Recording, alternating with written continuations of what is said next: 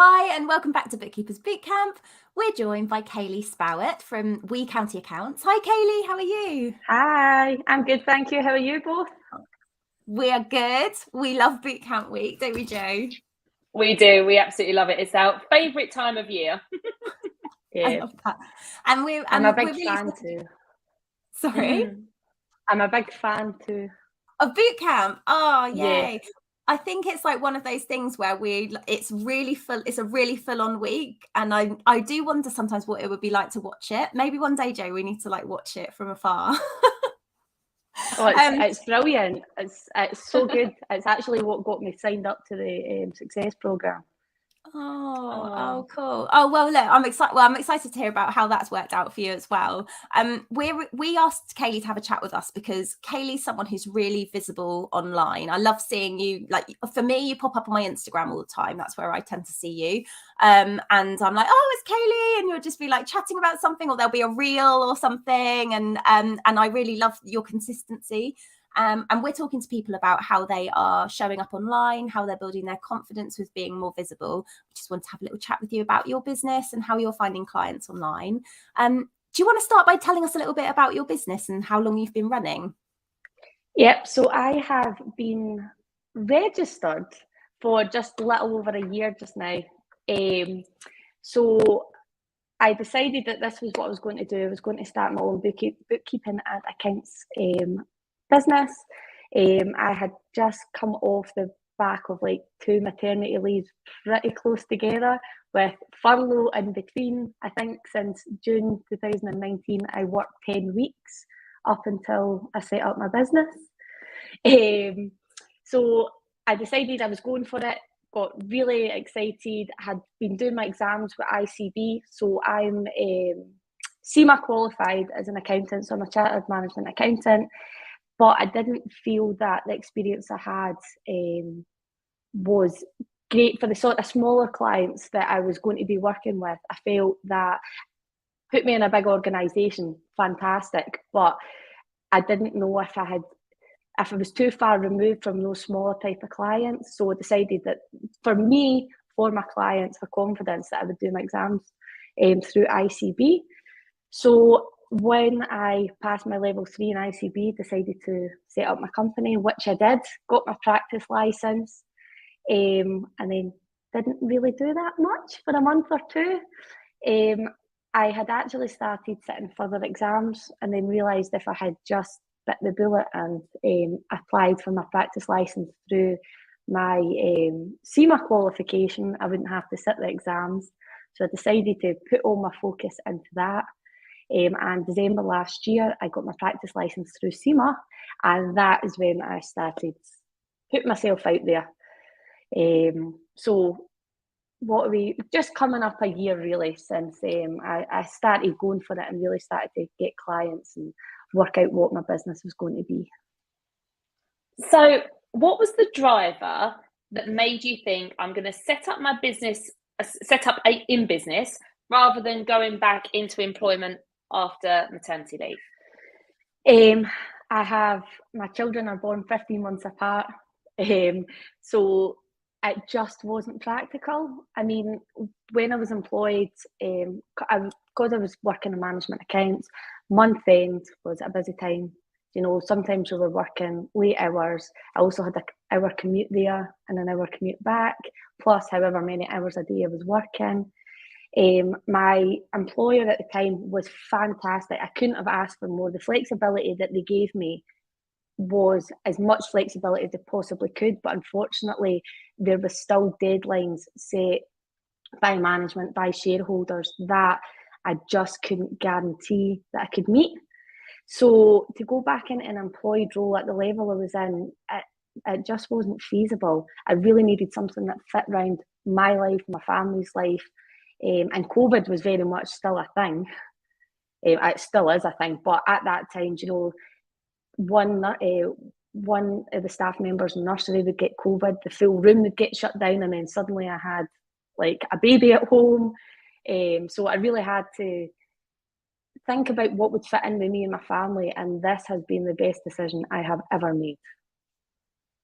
Oh my gosh, I love that. And I mean, I've come from a corporate background, and I completely get that. Like, I think that we don't realize until we've had children that, and we're like, oh, actually, this isn't going to work. And it's like reprioritizing those values. And I love how you've said about building a business that's going to work around your family life rather than fitting your family life around your work, which is like traditionally how it has had to be. And I think we're really fortunate now that because people are more used to flexible work, I hope it is possible.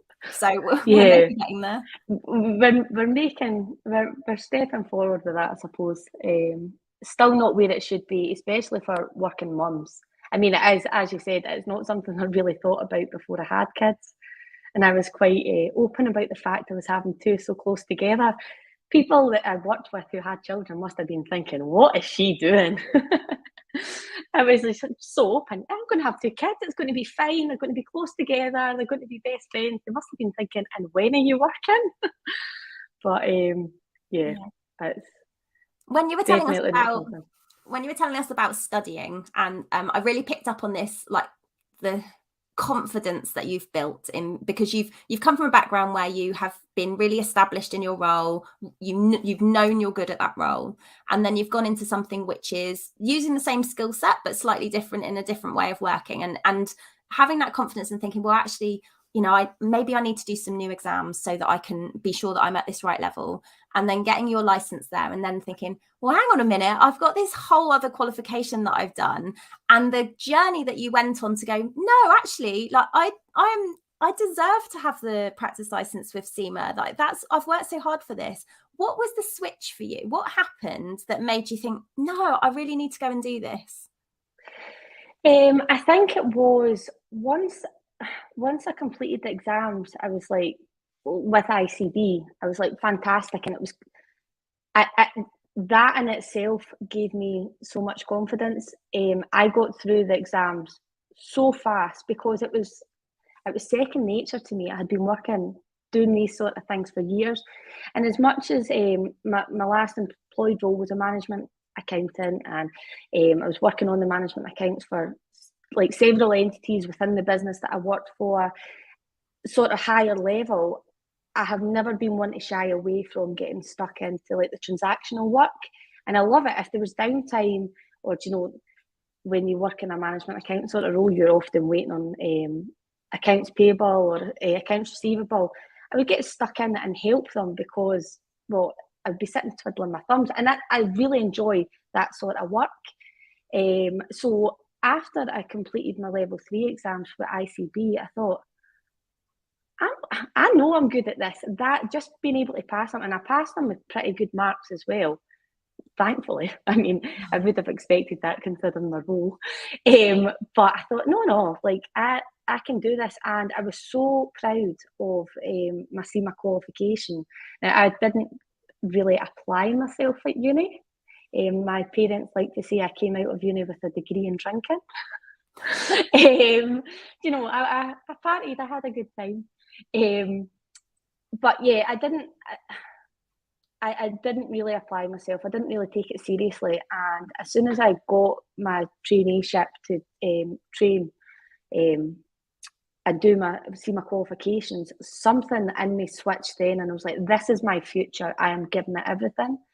And it just so happened that the way that the exams were set up at the time, I had to do something. I think I had to do 5 exams. From the day I done my first one to my last one was a year and a day. I gave up my life. I went months without seeing friends. I was at study classes at the weekend. I studied after work every day. I really gave it my all, and I passed all my exams first time. And I was so proud of that, and I was proud of the experience that I got when I was training.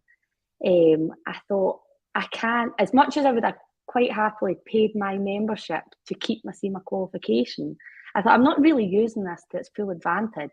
So that's it. I'm just going to go for that.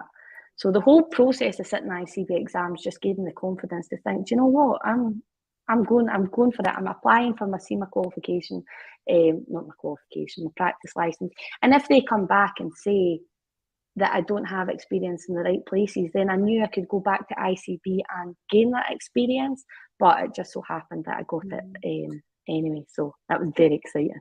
Well done. It's so interesting because so many people will hold themselves back because they think, I just need to do this other exam before, I just need to get this to like prove it to themselves. I've been through that. I did I did the ICB exams as well, and I needed for my own peace of mind to be like, yeah, I know how this works. So I think it's just so interesting because I can like see the similarities here about like our approaches to be like, I need to know that I can do this in real life by going through this exam process, and then I'll be like, yeah, I do believe in myself.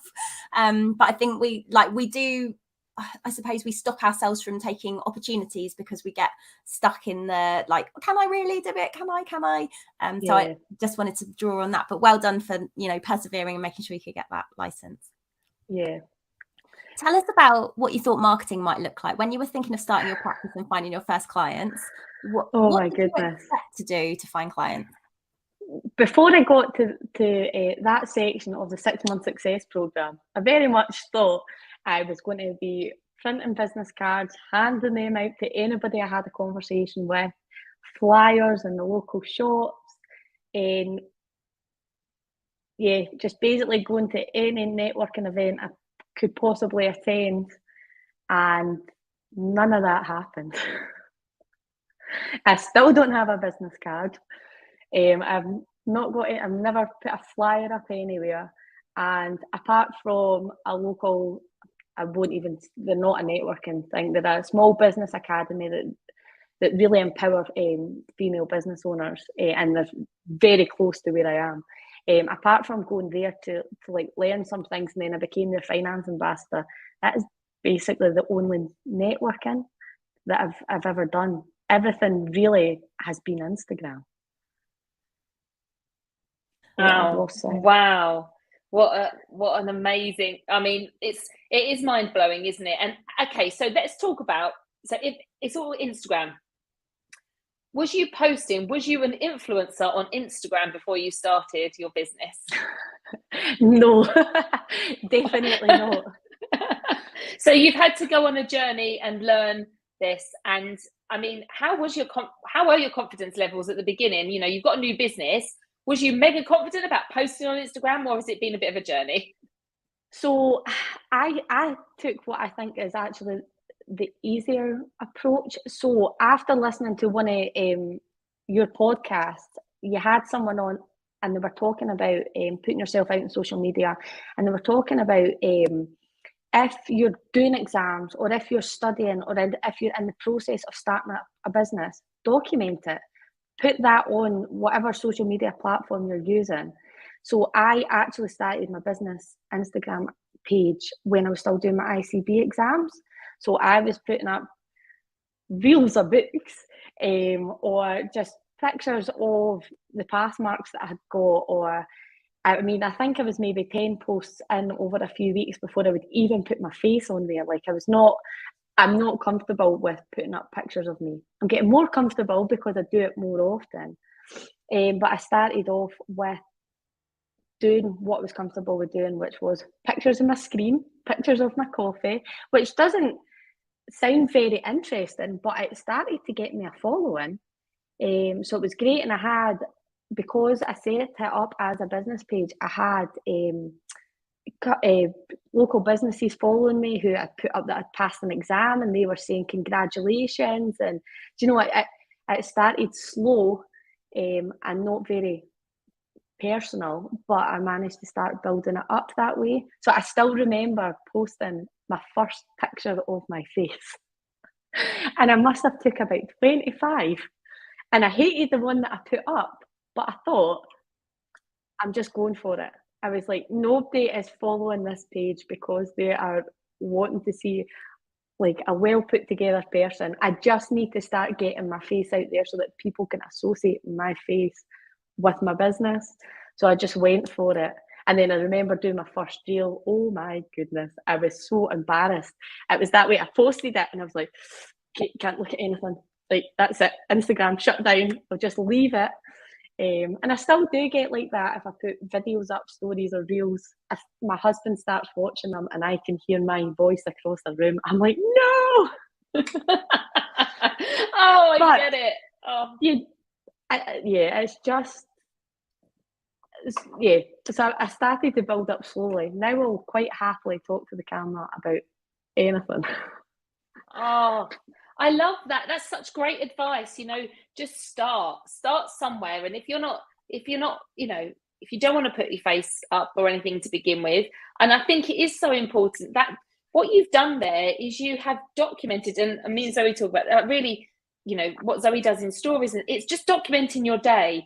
And what you're doing is documenting your journey you're not saying, and I think people are more comfortable with it, you're not saying, I'm here, I'm the best person at this moment. You're like, I'm studying, I'm working my way there. And that's why it's so important when you're watching this, now take a selfie or a screenshot and say, this is what I'm doing. I'm bettering myself. I spend time improving myself so I can help you down the line. And that's really important. And so it's refreshing to hear.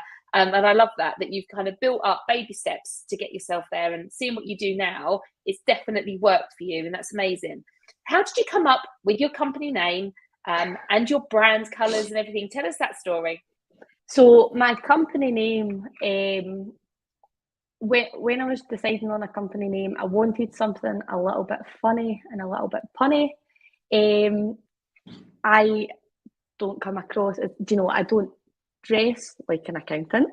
I just wanted something that was a little bit light-hearted. I mean, I didn't want to attract any clients that expected me to be suited and booted at my desk 9 till 6, answering the phone calls straight away. Like, I was quite open with the fact that I was starting a business, I was a mum, and this is how I dress on a daily basis. I'm always in jumpers or gym stuff or baggy hoodies.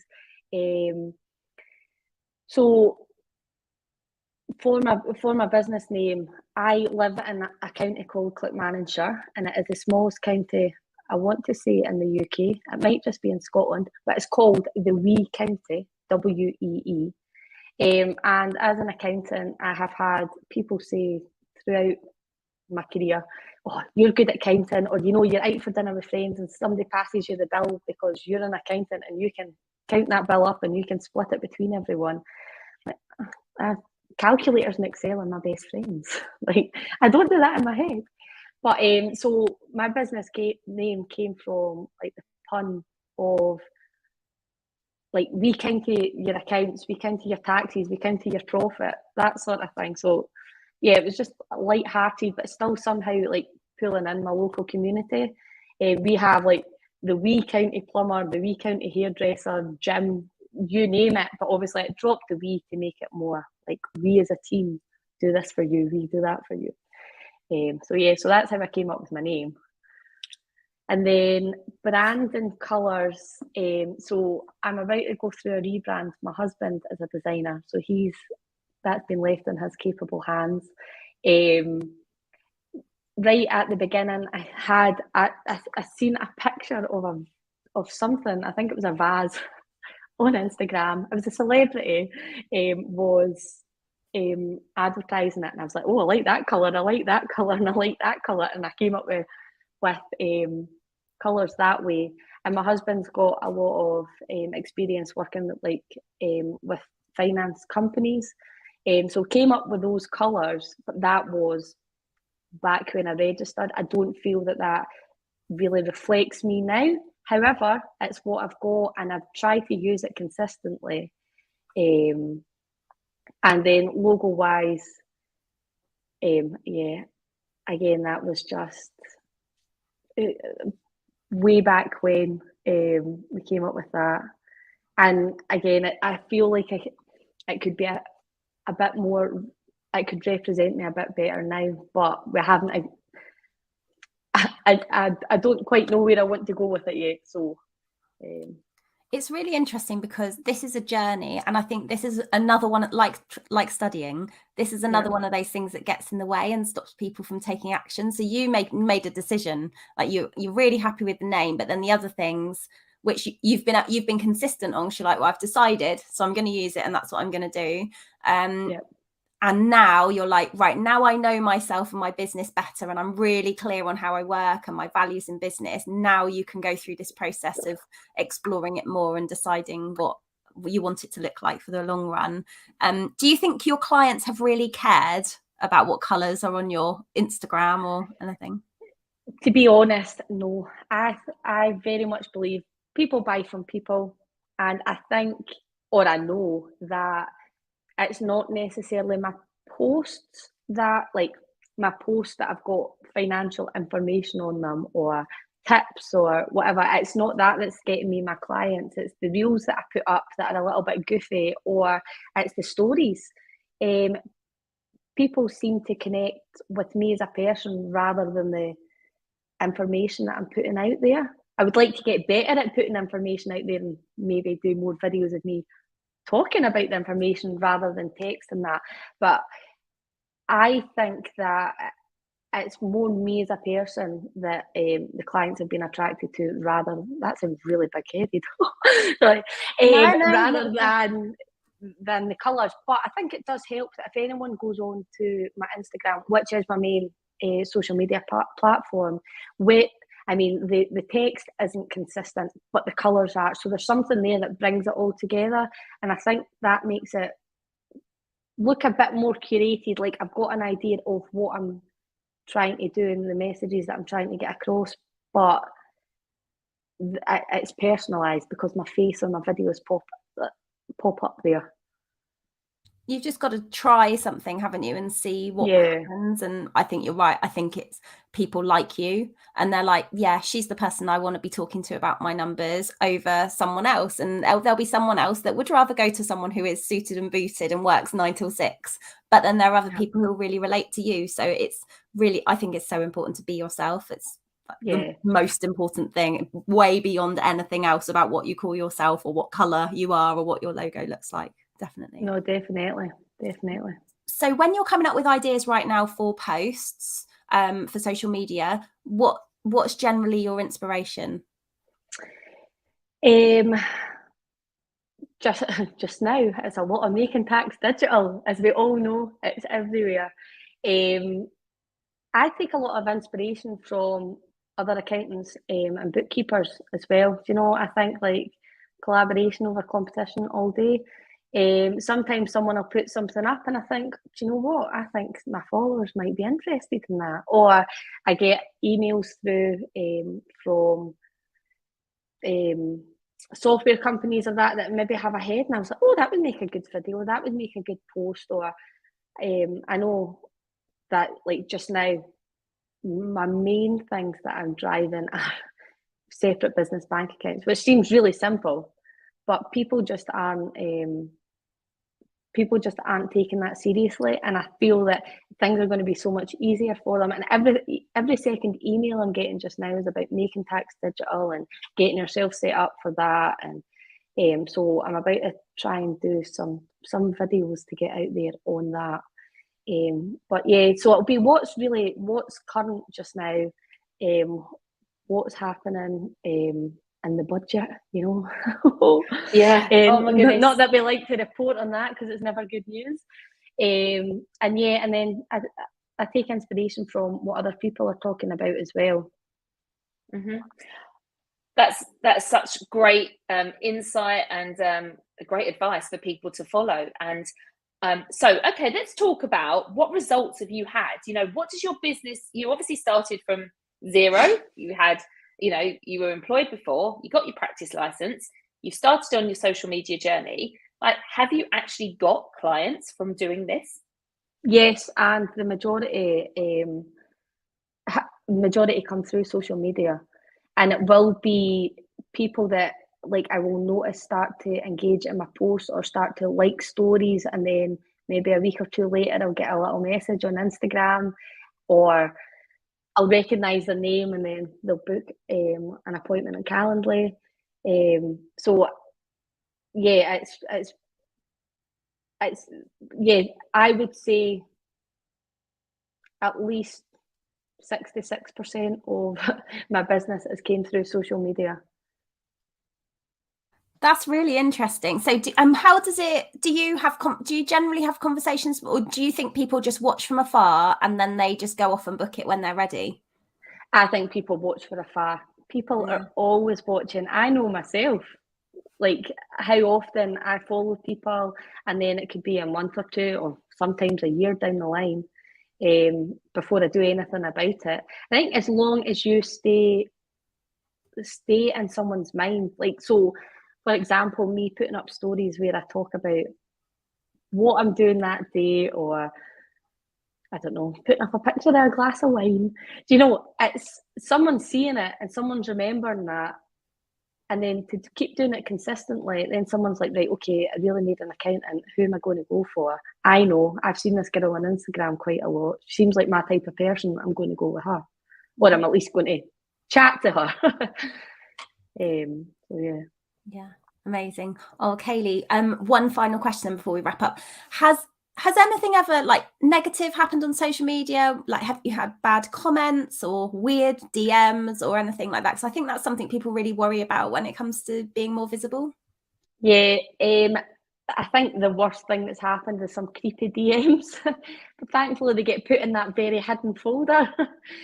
So they're a nice surprise when you come across them. But no, generally, I've had really positive feedback. I don't think I've had any negative comments at all. Yeah, it's all been really pretty positive, and it's been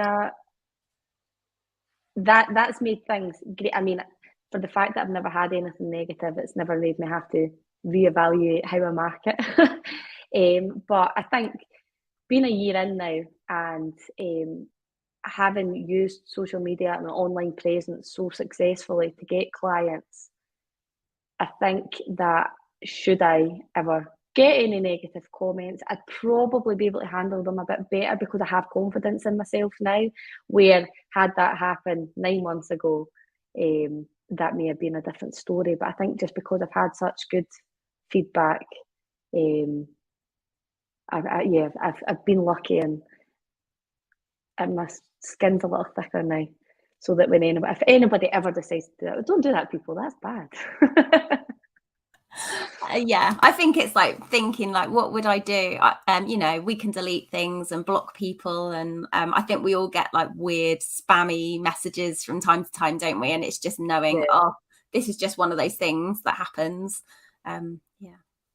Cool, lovely. Well, look, what would you say to anyone who is starting their practice now, or knows that they need to be more visible online, but they don't know where to start?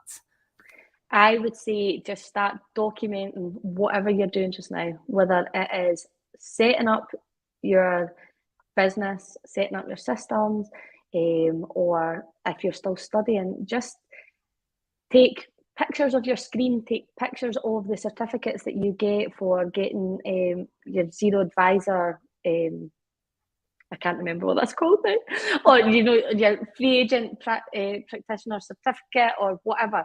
It's all, content is great, and you can find content in a lot of places that you don't necessarily think. It doesn't have to be your face.